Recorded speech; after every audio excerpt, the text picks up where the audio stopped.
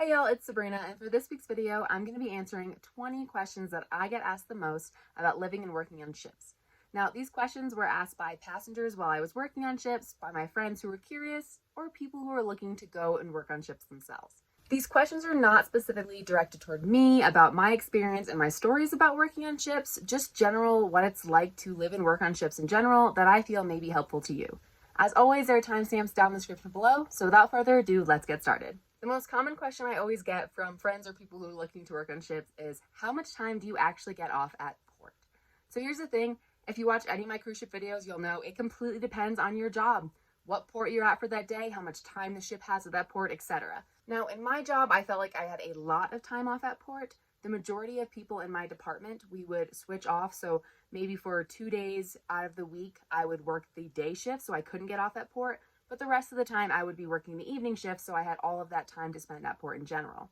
But one thing you have to remember is if you are working on ships for full time, you're not going to visit that port only once. If you have a 6-month contract in the Caribbean, you're probably going to be visiting the Bahamas or the private islands or Cuba or wherever you're going several times a month. So maybe you don't get off that day, but you'll have plenty of time to get off later. The question I got asked most frequently by the passengers was, do you live on the ship? So it is kind of funny and we do laugh about it, but at the same time, I get it. Out of sight, out of mind. So the passengers, the guests, they don't see the crew cabins or where the location of the crew cabins are. So they kind of come up with stories in their mind. But the short answer is yes, we live in the ship. We don't row to work every day. We have our own quarters. They are just on the lower decks away from the guests. What are the crew accommodations like? So if you're living in a crew cabin, depending on your job and depending on what deck you live on, will kind of depend on what your room is. So the lower decks you go on a ship, you'll find the rooms get smaller and the more people they put on. The higher you go, the nicer the rooms, and you might even have a porthole. Now, those like higher rooms are reserved for those who are officers or managers. They tend to get their own rooms, but everybody else, you're going to have 1, maybe up to 4 roommates, depending on what department you are working in. The quarters themselves are quite small. You have a bathroom and everything. You probably will not have a porthole window. If you do, you are super lucky. It will be a bunk bed-like setup or style, and you can usually tell who's been living or working on the ship longer by the person who has the bottom bunk, because it is quite coveted. There is no way to cook. You might have like one desk and a chair that you'll share with your roommate. Sometimes you might have a TV in there, and you may or may not have access to some of the movies that the guests watch. I know on a couple ships I was on, we had small TVs in our rooms, and we had like crew movie access. Some ships you won't have that at all. But if you have been a guest on a cruise ship, do not expect your room to be like that. It's going to be a lot smaller than you think. It's definitely enough room to change, to sleep, to do what you need to do. But like even the showers, it feels like you're fighting with the shower curtain to stay off of you so that you can get a proper shower without being bothered. They are quite tiny. Next question, is it really a party lifestyle? So I'm sure if you were doing your research on ship life, you were learning or reading that the crew actually party more than the guests do. And honestly, that's pretty much true. You'll find as you're exhausting your amenities that are available to you on the ship, there's less and less to do when it comes to socializing. And you'll find that you end up in the crew bar, hanging out and socializing with people who are in different departments, who are your friends that you don't see during the workday at later and later times. So you might be there till 2, you might hang back in a friend's cabin or watch movies or drink or play games until maybe 4. It does turn that lifestyle. Like I said, you don't have to participate, but it kind of is what everybody does. A majority of ships that I've been on, we have like themed crew nights, different types of parties and events for the crew themselves. In the crew bar, everybody's dancing or playing pool or just having a great time in general. How is the pay? So here's the thing. One thing you have to remember is that when you work on a cruise ship, you're mostly saving money because they'll fly you to the ship, they fly you back, your room and board, all your food is covered, your travel essentially is covered. And the only thing you're really paying for if you don't have loans or bills back home is the fun stuff you get to do when you get off at port, when you're off the ship. Even with all that in mind, when it comes to getting a paycheck, if you're an American citizen, you will realize that you get paid a lot less on the ship than you would in a regular job. So for my first 6-month contract, I was contracted for $1,500 a month. And then if I had done a second contract with that company, it would have been $2,000 a month for that 6-month interval. Of course, the higher your position is, the higher pay you do get. One other thing to know is, depending on what country you are coming from, will depend on your pay. What the majority of ships and their companies do is, because they pay in USD, They do some type of comparison of how much money that comes out to and your home currency, and that is how you get paid. I've said this before, it's not fair, but it is how it is, and it's something to remember. Next question, do you get seasick? The short answer to that is yes, you get seasick. The guests get seasick and you get seasick, especially during the winter months when it's a lot more rocky. It's way easy to get seasick. I have been on ships where I have taken turns tapping out with the others in my department to go throw up in the bathroom because we were so seasick. It does happen. Some ships I've been on put barf bags out in the hall for passengers and guests to grab when they need it. I've had many a child throw up in the kids club where we have to section it off, wait for their parents to pick them up, and just when we got it cleaned up, another child throws up. Seasickness is real. I do know a lot of people that wear the patches or take like the pills for it. It may or may not work for you. Some things to combat it. For me specifically, I liked going above deck, like maybe walking around the Lido deck or like feeling that fresh breeze. Kind of grounds you and makes you feel better than like being inside your cabin where you feel like you're getting rocked back and forth. On the flip side of that, I will say when you're trying to fall asleep at night and it is a calmer day, the ship kind of rocks you to sleep and it is very comforting. Question number 7, do you get to do what the guests do? So yes and no. So as my position as a staff member on ships, we got an opportunity at certain times in the day, normally like the low time where the guests weren't like crowding the buffet and there was a lot of room. We were able as staff to go and eat at the buffet and dine in certain dining rooms. We could go see a show when we wanted to. And depending what else was on that ship and depending on how the rules of that ship worked, some things you could do, some things you couldn't. And sometimes you had to do them at certain times. Now, one thing I thought was amazing, one of the companies I worked with, if you have time off or you're not working a certain day or certain shifts, there was this sign-up sheet that you could put your name and you could list up to 3 different excursions that the guests get to do that you were interested in. And if there was enough room, they'd put you on that excursion. Now, technically, because you are working, you're supposed to help the tour guide, make sure that your guests who are on that excursion or who are on that tour while you're off at port are not lost, they're paying attention, they're keeping up, you're doing numbers, you're helping answering questions.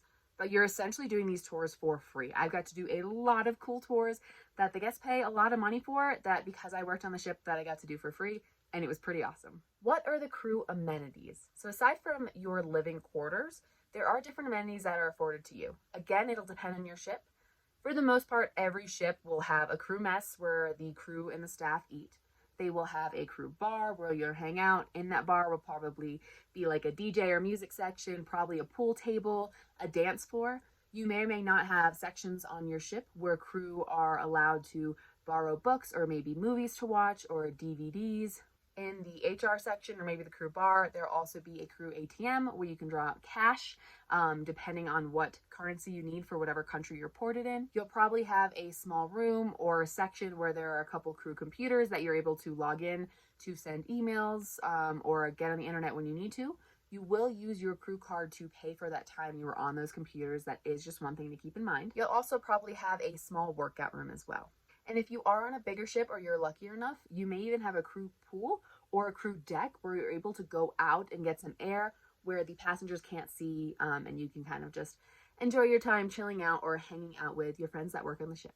Next question, what is the crew food like? Funny you should ask.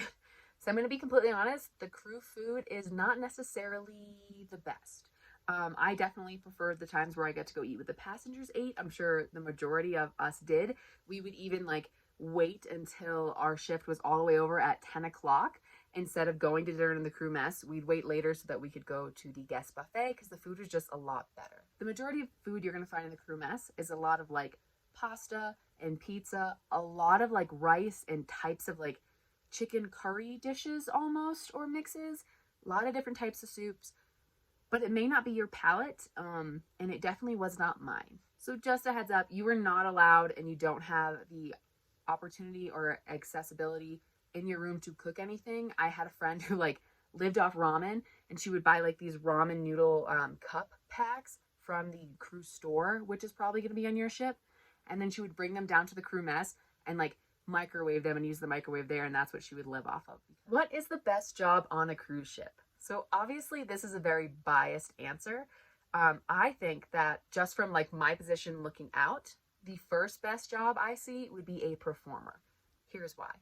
From what I noticed, the performers on the ship worked less hours than at least I did, and I don't think I worked as many hours as some of my friends who worked in the galleys or in the restaurant. They were also pretty much treated like royalty. They always had the best cabins. The majority of them didn't have a roommate, or if they did, it was just one other performer. They had a lot of time to go off and port and do what they need to do because they worked in the evenings when they performed shows, and they would always get to do things that the guests would get to do, and the guests would treat them amazing because they were performers. Also, I'm a little bit of a theater person, so just to be able to perform a show every night as your job seems like a blast. Even more biased, the second best job I would say is a youth staff. That's what I did. I had so much fun. I much rather interact with the kids on the ships than with the adults, just because the kids are so much fun. They have that energy. They're excited to do like whatever games you're ready for them. You also, as youth staff, have a lot of time off. The people you work with are usually like the same type of personality because they work with kids, so it's easy to get along with them. Again, those are both super biased answers, and I can only say from what I see in my experience with that one.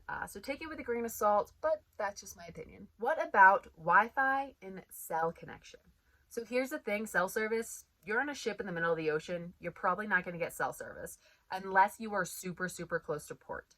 When I was docked out of a US space like Miami, I would have great service, and as we sailed away from the shore onto where we were going, it would get less and less, and then eventually it would just stop. Something that can really help keeping in touch with people back home, I used WhatsApp, so whatever country I was in, I could always talk with my family, and WhatsApp also connects to Wi-Fi, so that helps you with communication.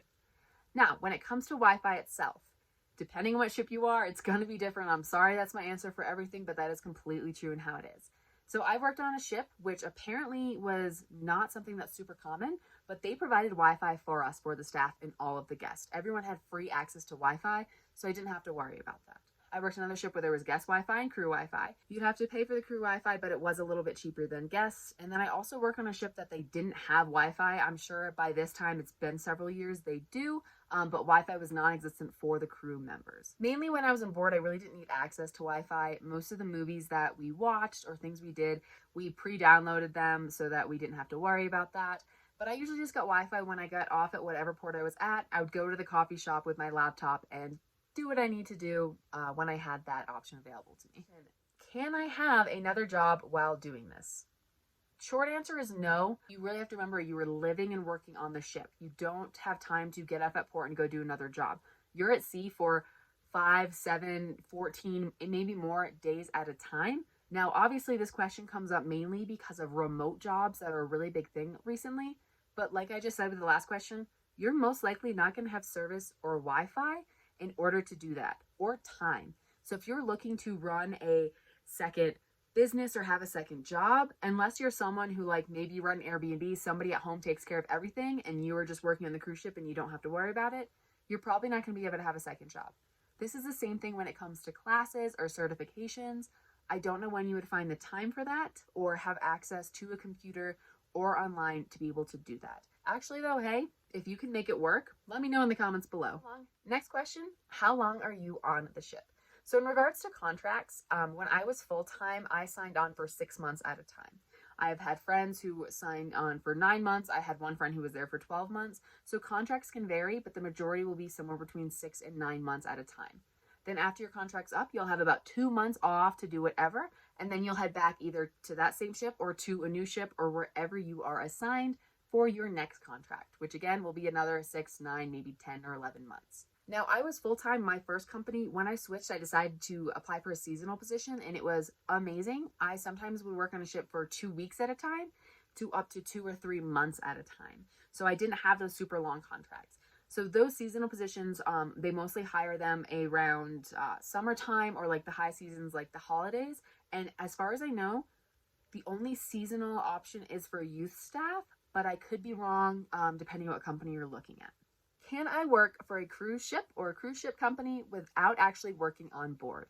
Yes, you can. So there are cruise ship jobs that are not on board. You're not actually fully on the ship, but you are land-based. Obviously, working on a ship and living at land are completely different. So like the everyday perks are a lot different. However, you'll still get the base perks of after working for so long, you get a free cruise or you get a price reduction or however your company works it. But you can work in the ticketing or cruise packaging or hiring people or HR. There's a lot of different on-land opportunities while you still have a chance to work for a cruise company if that's something that you would like to do. Next question, when are your days off? So I've said this before a million times, but you don't get days off. You work 7 days a week and you have either like time periods or certain hours off. Now, of course I say that, but it's dependent on your job. So for me, I never had a specific day off. I would have like shifts, maybe a morning shift or an afternoon or an evening shift off, and it would change each day.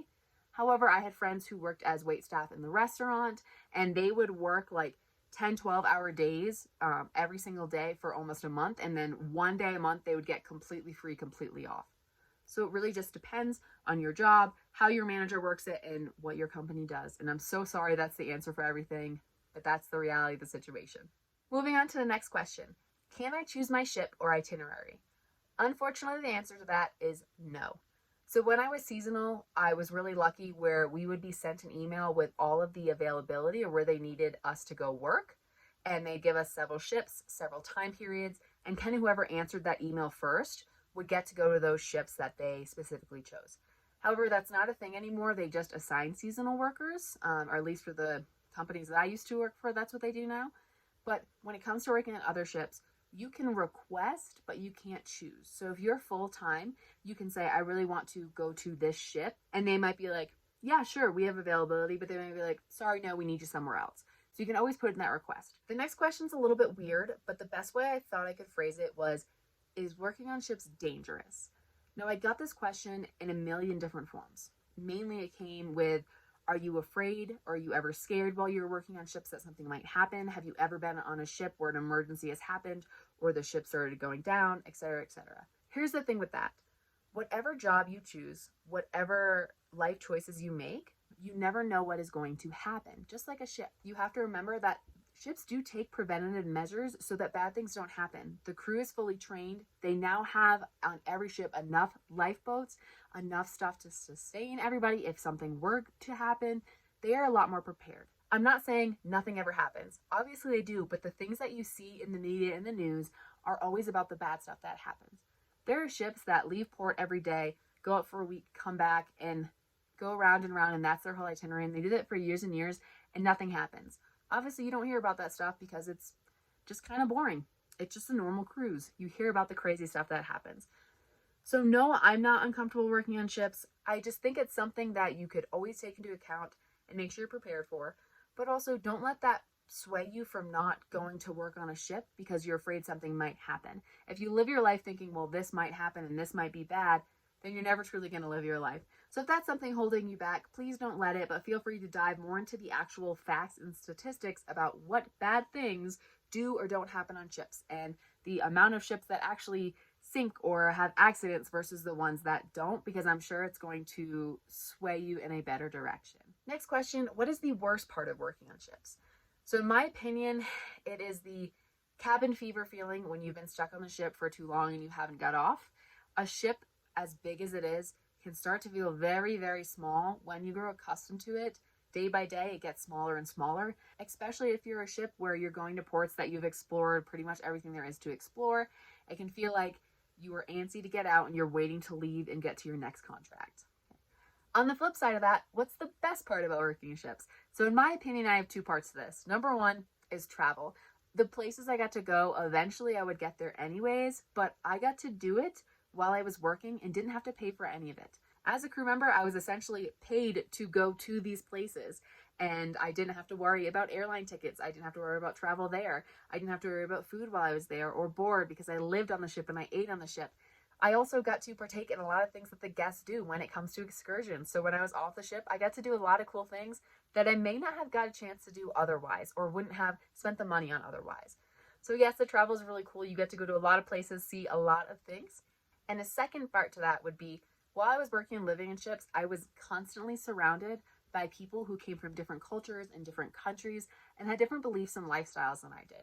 So I get to make friends from all around the world, and I got to learn so much, whether it be from their language, their belief system, their culture, the types of food that they enjoyed, or how to do specific dances when we were partying in the crew bar. You get to learn so much about the world and its people and make these connections and friends that they may leave after a contract and you may not see them for several more, but then on your next contract, you see them again on another ship and it's like you never left each other. It's a lot of fun. It's really cool. And it's a great way to learn about different countries and different cultures. Last but not least, how do I get a job on a cruise ship? It is a lot easier than you think. You pretty much just go and put in an application for the job that you're looking for. I have a whole video breaking down this process in 5 easy steps to kind of get you thinking and help you take the right steps to find the right ship and the right company and the right job that you're looking to do when you are working on ships. That's all for today's video. Hopefully I was able to give you some answers to the questions you had about what it's like to live and work on cruise ships. Now, if you worked as a crew member and you disagree or you do agree with me, feel free to put it down in the comments down below. If you have any other questions or if you'd like to see another video with more questions like this, also please let me know down in the comments below. If you are heading out on your first contract or looking to work on cruise ships, I hope it works out great and you have an amazing contract and a great time. And until next time, I hope this helps.